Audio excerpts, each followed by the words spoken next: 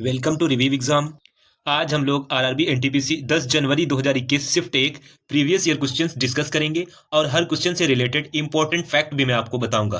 तो आप पूरा वीडियो बहुत ध्यान से देखिए। लास्ट में आपसे एक क्वेश्चन भी पूछूंगा, उसका आंसर आपको कमेंट बॉक्स में बताना है। आज के इस वीडियो की पीडीएफ फाइल इस वीडियो के डिस्क्रिप्शन से डाउनलोड कर सकते हैं।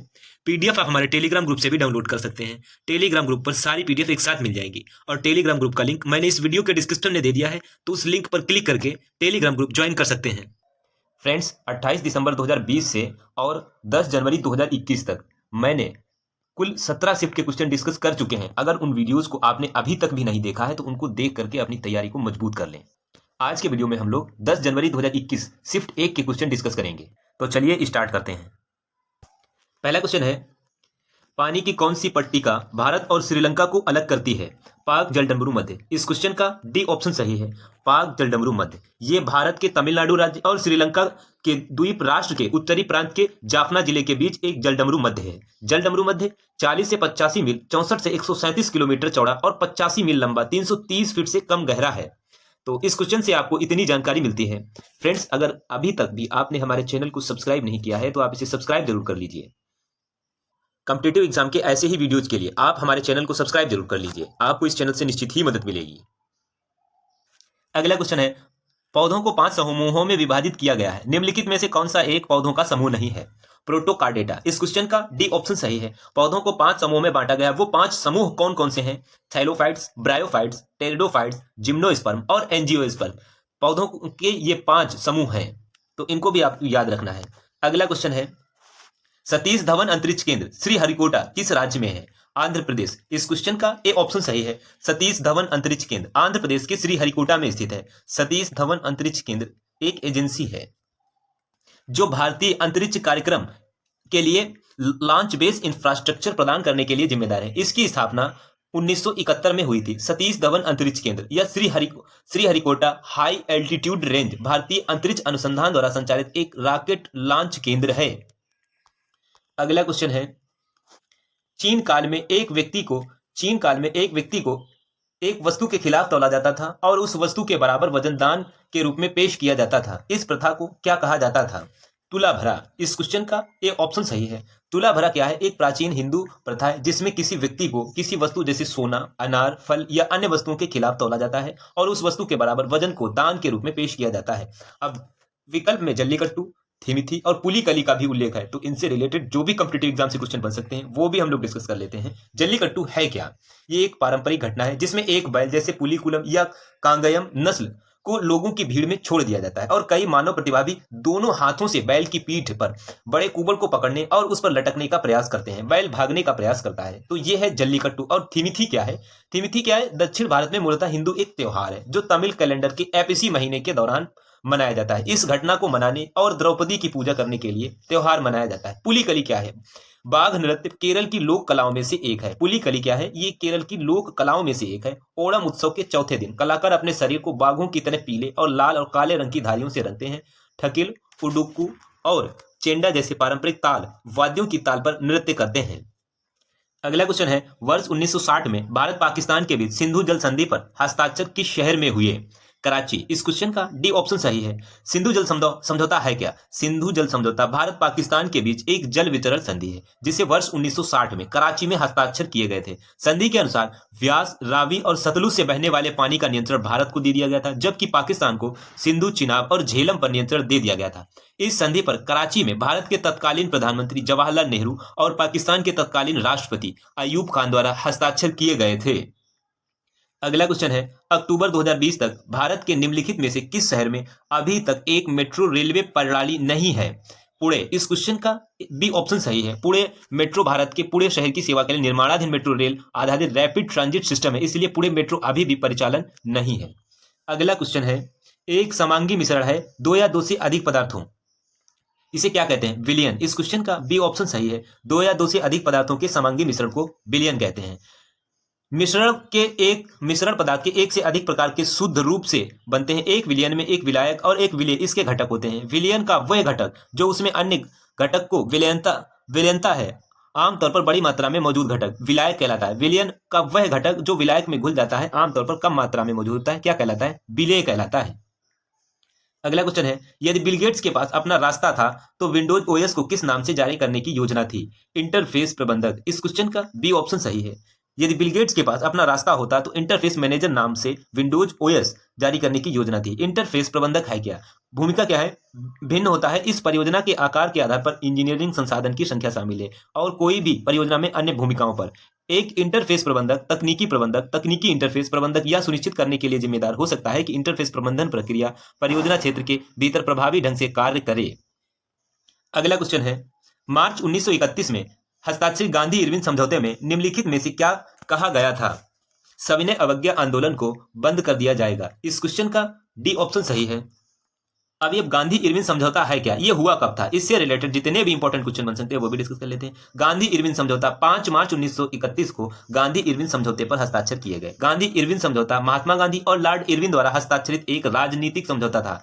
इस समझौते में हस्ताक्षरित महत्वपूर्ण समझौते इस प्रकार थे। सरकार सविनय अवज्ञा आंदोलन स्वयं सेवकों को रिहा कर देगी। भारतीय राष्ट्रीय कांग्रेस सविनय अवज्ञा आंदोलन को बंद कर देगी। कांग्रेस दूसरे गोलमेज सम्मेलन में भाग लेगी। नमक पर कर हटा दिया जाएगा। तो गांधी इरविन समझौते में ये महत्वपूर्ण समझौते थे। अगला क्वेश्चन है, भारतीय परमाणु कार्यक्रम के जनक किसे जाना जाता है? होमी भाभा। इस क्वेश्चन का ए ऑप्शन सही है। होमी जहांगीर भाभा को भारतीय परमाणु कार्यक्रम के जनक के रूप में जाना जाता है। वे एक भारतीय परमाणु भौतिकी विज्ञानी थे जिन्हें भाभा परमाणु अनुसंधान केंद्र और Tata institute of fundamental research की स्थापना की। डॉक्टर होमी भाभा ने 1954 में परमाणु ऊर्जा प्रतिष्ठान ट्राम्बे की स्थापना की। 1966 में परमाणु ऊर्जा प्रतिष्ठान में ट्राम्बे का नाम बदलकर भाभा परमाणु अनुसंधान कर दिया गया। अगला क्वेश्चन है, ट्रंप प्रशासन ने किस चीनी प्रौद्योगिकी कंपनी के साथ अमेरिकी सरकारी एजेंसियों के व्यापार पर प्रतिबंध लगा दिया है? हुआवेई। इस क्वेश्चन का सी ऑप्शन सही है। अमेरिकी एजेंसियों को हुआवेई अन्य चीनी तकनीकी कंपनियों के साथ व्यापार करने पर प्रतिबंध लगा दिया है क्योंकि ट्रंप प्रशासन सुरक्षा चिंताओं का हवाला देते हुए हुआवेई चीनी टेलीकॉम कंपनी का 5G उपकरण है। अगला क्वेश्चन है, वर्ल्ड वाइड वेब में अब तक पंजीकृत पहला डोमेन ने नाम क्या था? symbolics.com। यानी इस क्वेश्चन का सी ऑप्शन सही है। पंजीकृत पहले डोमेन का नाम symbolics.com था।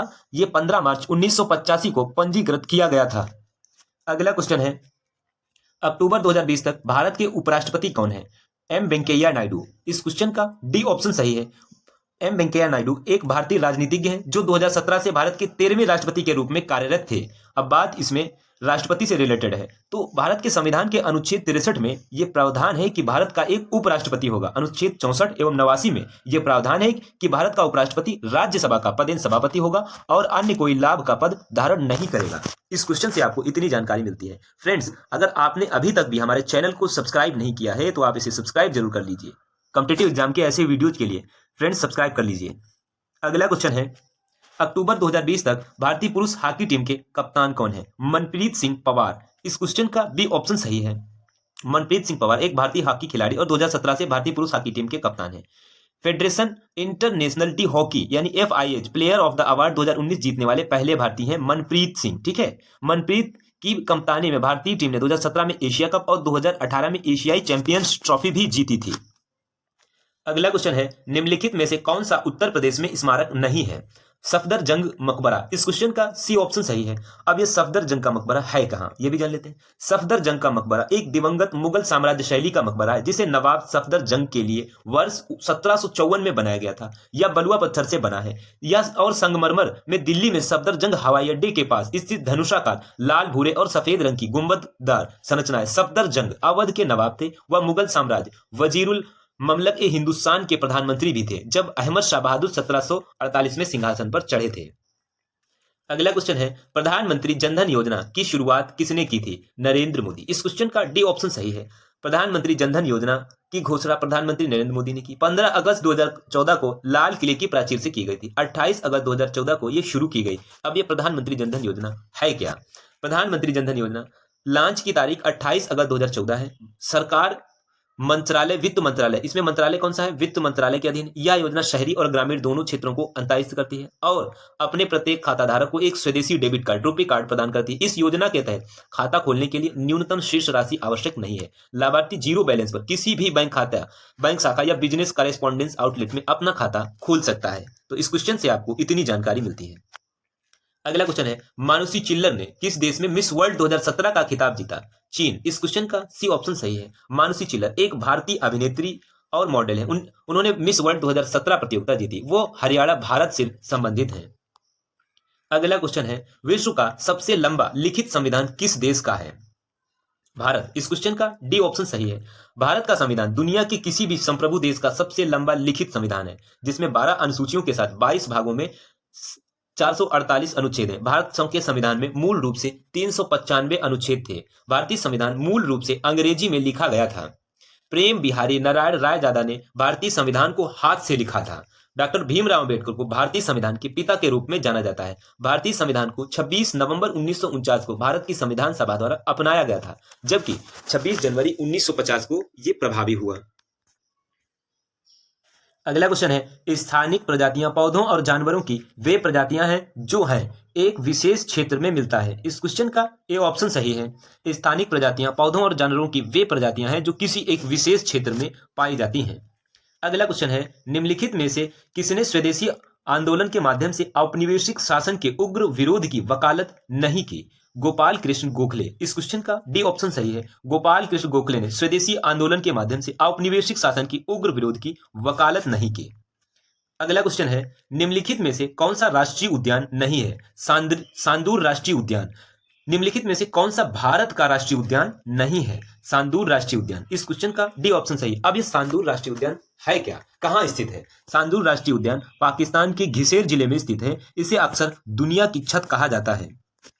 अगला क्वेश्चन है, कौन सा सरकारी संगठन भारत की प्रतिभूति बाजारों में सक्रिय सभी खिलाड़ियों का प्रमुख नियामक है? सेबी। इस क्वेश्चन का ए ऑप्शन सही है। सेबी है क्या? भारतीय प्रतिभूति और विनिमय बोर्ड एक वैधानिक निकाय है और एक बाजार नियामक है जो भारत में प्रतिभूति बाजार को नियंत्रित करता है। सेबी के मूल कार्य प्रतिभूतियों में निवेशकों के हितों की रक्षा करना और प्रतिभूति बाजार को बढ़ावा देना और विनियमित करना है। सेबी की स्थापना 12 अप्रैल 1992 को हुई थी। इसका मुख्यालय मुंबई में है। फ्रेंड्स, सेबी की जो स्थापना है 12 अप्रैल 1992 को ना होकर 12 अप्रैल 1988 को हुई थी। 1988 आपको याद रखना है फ्रेंड्स। जो सेबी की स्थापना है 12 अप्रैल 1988 को हुई थी। इसका मुख्यालय कहाँ है? मुंबई में है। अब विकल्प में भारतीय रिजर्व बैंक और IRDAI और नाबार्ड का भी उल्लेख है, इसलिए हम इनकी स्थापना भी देख लेते हैं। भारतीय रिजर्व बैंक, इसकी स्थापना कब हुई थी? 1 अप्रैल 1935। इसका मुख्यालय कहाँ है? मुंबई में है। इसके गवर्नर कौन है? शक्तिकांत दास। IRDAI कब स्थापित हुई? 1999 में। इसका मुख्यालय कहाँ है? हैदराबाद में है। नाबार्ड की स्थापना कब हुई? 12 जुलाई 1982 और इसका मुख्यालय कहाँ है? मुंबई में है। अगला क्वेश्चन है, पेनिसिलिन की खोज किसने की? Alexander Fleming. इस क्वेश्चन का बी ऑप्शन सही है। पेनिसिलिन की खोज अलेक्जेंडर फ्लेमिंग ने की। अगला क्वेश्चन है, बिहार और नेपाल के मिथिला क्षेत्र में किस भारतीय चित्रकला का अभ्यास किया जाता है? मधुबनी चित्रकला। इस क्वेश्चन का सी ऑप्शन सही है। मिथिला कला मधुबनी चित्रकला के नाम से प्रसिद्ध है। बिहार और नेपाल में इसी नाम के जिले भी हैं। मधुबनी चित्रकला में प्रयोग किए जाने वाले रंग प्रायः पौधों और अन्य प्राकृतिक स्रोतों से प्राप्त किए जाते हैं। सामान्यतः मधुबनी चित्रकला के लिए पिसे हुए चावल के रंगीन पोस्ट का उपयोग किया जाता है। महिलाएं आमतौर पर त्योहारों को मनाने के लिए अपने घरों को चित्रित करती हैं और चित्रकला का विषय प्रकृति से लेकर मिथकों तक भिन्न भिन्न हो सकता है। महिलाएं त्योहारों को मनाने के लिए अपने घरों की आंतरिक दीवारों और वैवाहिक कक्ष को सजाती हैं। अगला क्वेश्चन है, ग्रीन पीस द्वारा 2018 में किए गए एक नए अध्ययन के अनुसार पृथ्वी पर सबसे प्रदूषित शहर कौन सा है? गुरुग्राम। इस क्वेश्चन का एक ऑप्शन सही है। एनजीओ ग्रीन पीस इंडिया द्वारा किए गए एक हालिया अध्ययन में गुरुग्राम दुनिया के सबसे प्रदूषित शहरों की सूची में सबसे ऊपर है। अगला क्वेश्चन है, इंग्लिश चैनल तैरने वाली प्रथम महिला थी? एक अमेरिकी। इस क्वेश्चन का डी ऑप्शन सही है। संयुक्त राज्य अमेरिका की गर्टूड एडरले 19 साल की छोटी उम्र में इंग्लिश चैनल को तैर कर पार करने वाली पहली महिला बनी। वह डोवर इंग्लैंड से अपने दूसरे प्रयास में 21 मील तैर कर आई थी। आरती साहा 1959 में इंग्लिश चैनल पार करने वाली पहली भारतीय तैराक थी। 1960 में वो भारत में चौथे सर्वोच्च नागरिक सम्मान पद्मश्री से सम्मानित होने वाली पहली भारतीय खिलाड़ी बनी। अगला क्वेश्चन है, किसको भारतीय स्वतंत्रता संग्राम के प्रथम संग्राम के नाम से जाना जाता है? 1857 का विद्रोह। इस क्वेश्चन का एक ऑप्शन सही है। अब ये 1857 का विद्रोह हुआ क्यों था और इससे रिलेटेड जितने भी इंपॉर्टेंट क्वेश्चन बन सकते हैं उनको हम यहाँ पर डिस्कस कर लेते हैं। 1857 का विद्रोह का तत्काल कारण क्या था? तत्काल कारक एनफील्ड राइफल की शुरुआत थी। कारतूस को बंदूक में लोड करने से पहले उसे काटना पड़ता था। हेनरी हॉर्डिंग, जो 1844 से 48 तक भारत के गवर्नर जनरल थे, ने गवर्नर जनरल के रूप में सेना के उपकरणों को आधुनिक बनाने का प्रयास किया। सबसे पहले प्रयास इन्हीं के द्वारा किया गया, लेकिन जिन इनफील्ड राइफलों को पहली बार पेश किया गया था वे उन चर्बी वाले कारतूसों का इस्तेमाल करते थे जिनका खिलाफ सिपाहियों ने विद्रोह किया था।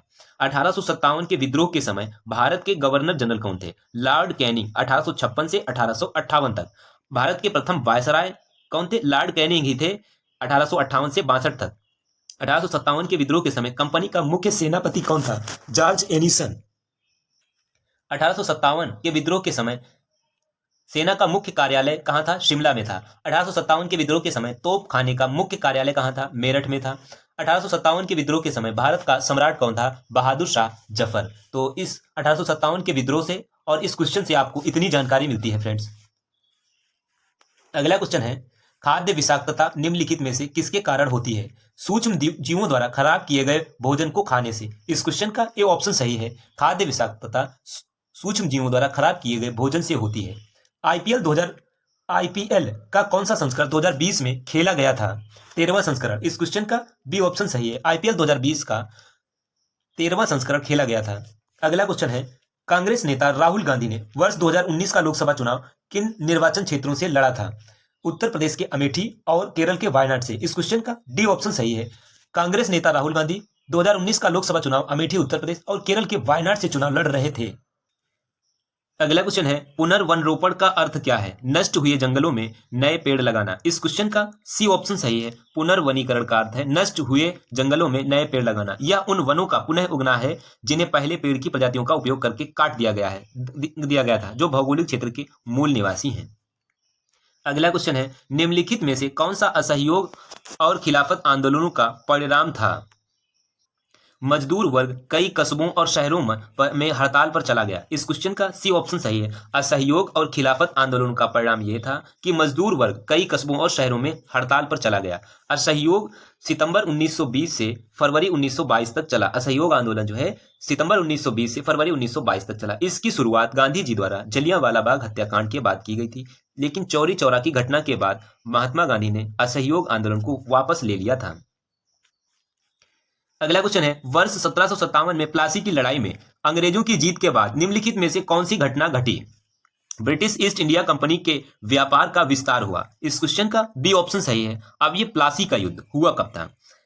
कॉम्पिटिटिव एग्जाम में कई बार इस युद्ध से क्वेश्चन पूछे जा चुके हैं, तो इस युद्ध को आपको सही से याद कर लेना है। 23 जून 1757 को प्लासी का युद्ध हुआ। ये युद्ध रॉबर्ट क्लाइव और सिराजुद्दौला बंगाल के नवाब के नेतृत्व वाली ईस्ट इंडिया कंपनी की सेनाओं के बीच लड़ा गया। इसके परिणाम स्वरूप सिराजुद्दौला की एक बड़ी सेना पर ईस्ट इंडिया कंपनी की निर्णायक जीत हुई। प्लासी की लड़ाई के बाद अंग्रेजों ने बंगाल के व्यापार और वाणिज्य पर एकाधिकार कर लिया। अगला क्वेश्चन है, कोबोल का पूर्ण रूप क्या है? कोबोल का पूर्ण रूप क्या है? Common business oriented language. इस क्वेश्चन का डी ऑप्शन सही है। कोबोल का पूर्ण रूप कॉमन बिजनेस ओरिएंटेड लैंग्वेज है। इसे पहली बार वर्ष 1960 में CODASYL समिति यानी डेटा सिस्टम भाषाओं पर सम्मेलन द्वारा विकसित किया गया था। इसका मुख्य रूप से व्यवसाय उन्मुख अनुप्रयोगों में उपयोग के लिए डिजाइन की गई है। अगला क्वेश्चन है, किस भारी धातु के उत्सर्जन को संबोधित करने के लिए 2013 में जापान में मिनामाता अभिसमय आयोजित किया गया था? पारा। इस क्वेश्चन का डी ऑप्शन सही है। मिनामाता अभिसमय एक अंतरराष्ट्रीय संधि है जिसे मानव स्वास्थ्य और पर्यावरण को पारा और उसके यौगिकों के हानिकारक प्रभाव से बचाने के लिए किया गया है। अभिसमय का नाम जापानी शहर मिनामाता के नाम पर रखा गया है, जो पारा विषाक्तता की तबाही से बुरी तरह प्रभावित था। समझौते का उद्देश्य क्या था? पारा के प्रदूषण को कम करना और इसके हानिकारक प्रभावों के बारे में जागरूकता फैलाना। अगला क्वेश्चन है, 2019 में एंटी सैटेलाइट परीक्षण की सफलता के लिए भारत किन अन्य देशों की लीग में शामिल हुआ? अमेरिका, रूस और चीन। इस क्वेश्चन का डी ऑप्शन सही है। अगला क्वेश्चन है, आधुनिक अर्थशास्त्र का जनक किसे माना जाता है? Adam Smith. इस क्वेश्चन का बी ऑप्शन सही है। आधुनिक अर्थशास्त्र का जनक एडम स्मिथ को जाना जाता है। तो एडम स्मिथ से रिलेटेड जितने भी कॉम्पिटिटिव पॉइंट ऑफ व्यू से क्वेश्चन बन सकते हैं उनको हम डिस्कस कर लेते हैं। एडम स्मिथ एक स्कॉटिश अर्थशास्त्री थे और उन्हें अर्थशास्त्र के पिता, पूंजीवाद के पिता के रूप में भी जाना जाता है। एडम स्मिथ के काम में शामिल है नैतिक भावनाओं का सिद्धांत 1759 में आया। राष्ट्रों के धन की प्रकृति और कारणों की जांच 1776। अर्थशास्त्र एक सामाजिक विज्ञान है जो वस्तुओं और सेवाओं के उत्पादन, वितरण और उपयोग से संबंधित है। ये अध्ययन करता है कि कैसे व्यक्ति, व्यवसाय, सरकारें और राष्ट्र संसाधनों को आवंटित करने के तरीके के बारे में चुनाव करते हैं। अब विकल्प में अमर्त्य सेन, डॉक्टर मनमोहन सिंह का भी उल्लेख है, तो इनसे रिलेटेड जितने भी कंपैरेटिव पॉइंट ऑफ व्यू से क्वेश्चन बन सकते हैं वो भी हम डिस्कस कर लेते हैं। अमर्त्य सेन 1998 की नोबेल पुरस्कार से सम्मानित एक विश्व प्रसिद्ध अर्थशास्त्री, उन्हें लोक कल्याण अर्थशास्त्र की अवधारणा प्रतिपादित की। वर्ष 1999 में भारत के सर्वोच्च नागरिक सम्मान भारत रत्न से अमर्त्य सेन को सम्मानित किया गया। मनमोहन सिंह एक भारतीय अर्थशास्त्री हैं, भारत के 13वें प्रधानमंत्री के रूप में कार्य किया। योजना आयोग के उपाध्यक्ष के रूप में भी इन्होंने कार्य किया। भारतीय रिजर्व बैंक के पूर्व गवर्नर भी हैं। उल्लेखनीय इनके कार्य क्या क्या हैं? Changing India, the quest for equity in development इनके प्रमुख उल्लेखनीय कार्य हैं। अगला क्वेश्चन है, निम्नलिखित में से कौन सी नदी अफ्रीका में नहीं है? अमेजन। इस क्वेश्चन का डी ऑप्शन सही है। अमेजन अगर अफ्रीका में नहीं है तो है कहां? अमेजन नदी पानी के निर्वहन की क्षमता, अमेजन नदी पानी के निर्वहन की मात्रा के मामले में दुनिया की सबसे बड़ी नदी है और दक्षिण अमेरिका की सबसे लंबी नदी है। यह दक्षिण अमेरिका महाद्वीप और Brazil, Colombia, Peru, Venezuela, Bolivia, Ecuador और गुयाना देशों से होकर बहती है। तो ब्राजील नदी से आपको इतनी जानकारी मिलती है। इसके अलावा विकल्प में ऑरेंज, नाइजर और नील नदी का भी उल्लेख है। तो इनके उद्गम और ये किन देशों से होकर बहती है, इनसे रिलेटेड भी क्वेश्चन देख लेते हैं। ऑरेंज नदी यह मुख्यतः दक्षिण अफ्रीका में बहती है। ऑरेंज नदी उत्तर में नामीबिया और बोत्सवाना तक फैली हुई है। यह दक्षिण अफ्रीका की सबसे लंबी नदी है। दक्षिण अफ्रीका की सबसे लंबी नदी कौन सी है? ऑरेंज या नारंगी। नाइजर यह पश्चिमी अफ्रीका में बहती है, अफ्रीका की तीसरी सबसे लंबी नदी है। नील नदी यह उत्तर पूर्वी अफ्रीका में उत्तर की ओर बहने वाली नदी है। यह दुनिया की सबसे लंबी नदी है।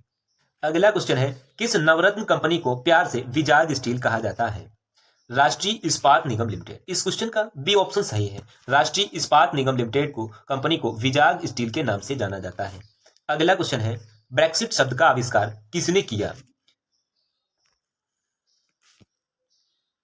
पीटर वाइल्डिंग। इस क्वेश्चन का ए ऑप्शन सही है। ब्रेक्सिट शब्द का आविष्कार पीटर वाइल्डिंग ने किया। उन्होंने मई 2012 में ब्रेक्सिट के बारे में लिखा था। 8 महीने पहले तत्कालीन प्रधानमंत्री डेविड कैमरन ने घोषणा की कि वो एक जनमत संग्रह करेंगे। ब्रेक्सिट का तात्पर्य ब्रिटेन के यूरोपियन संघ के छोड़ने की संभावना से है। अब आपके लिए आज का क्वेश्चन है, सतीश धवन अंतरिक्ष केंद्र श्रीहरिकोटा किस राज्य में है? 4 ऑप्शन दिए गए, इनमें से आपको अपना आंसर बताना है। अगर ये वीडियो आपको अच्छा लगा है, हेल्पफुल लगा है, तब आप इस वीडियो को लाइक और शेयर जरूर करें और आपके पास स्टडी रिलेटेड जो भी व्हाट्सएप और फेसबुक ग्रुप है उनमें आप इस वीडियो को शेयर जरूर कर दें। तो ये था आज का हमारा आरआरबी एनटीपीसी 10 जनवरी 2021 शिफ्ट 1 प्रीवियस ईयर क्वेश्चंस का वीडियो। आपको ये वीडियो कैसा लगा प्लीज कमेंट बॉक्स में जरूर बताना। और अगर आपने अभी तक हमारे चैनल को सब्सक्राइब नहीं किया है तो आप इसे सब्सक्राइब जरूर कर लीजिए। आपको इस चैनल से निश्चित ही मदद मिलेगी। जब भी आप इसे सब्सक्राइब करेंगे तो बराबर में एक बेल आइकन बन के आएगा, उस बेल आइकन पर जरूर क्लिक कर लीजिए जिससे कि स्टडी रिलेटेड वीडियो मिलती रहे। Thanks for watching.